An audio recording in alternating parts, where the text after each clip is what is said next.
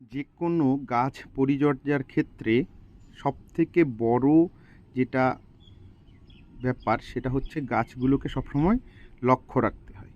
দেখুন, আজকে সকালবেলায় আমি আমার পদ্ম গাছগুলোকে কিন্তু সকালেও দেখে গেছি, সব ঠিক ছিল। অবজারভেশনে আপনাকে সকাল বিকাল রাখতে হবে, সব ঠিক ছিল। এই এখন দেখুন, স্কুল থেকে এসে আমি দেখছি যে আমার গাছের মধ্যে অতিথি চলে এসছে, অর্থাৎ পোকা চলে এসেছে। এবার কি, এই পোকাগুলো ওর বৈশিষ্ট্য কী করে, ওটা হচ্ছে এইভাবে, এই যে দেখুন, এই যে পাতাগুলো খেয়ে খেয়ে সম্পূর্ণ পাতা শেষ করবে, এইভাবে আশেপাশে সব পাতাগুলো খেয়ে নেয়। এবার এই পরিস্থিতিতে যেহেতু পদ্ম গাছে নর্মালি কোনো স্প্রে করলে সেটা থাকে না গাছের পাতায়, সেই জন্য নর্মালি আমরা স্প্রেটা করি না। স্প্রে করলে অনেক সময় গাছেরও ক্ষতি করে।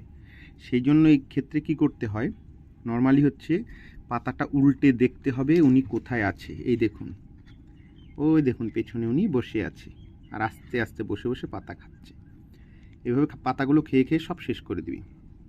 এই ক্ষেত্রে আমাদের কি করতে হবে, এখান থেকে হচ্ছে উনাকে এখান থেকে তুলে ফেলে দিতে হবে দূরে কোথাও, আর নাহলে অনেকে এটাকে মেরে মেরে ফেলে। আবার অনেকে কি করে, অনেকে আবার এটা নিয়ে আবার অনেকে নাকি কাচের বাক্সে ঢুকিয়ে রাখে প্রজাপতি হওয়ার জন্য। যাক, আমিও এক্সপেরিমেন্ট করি নাই।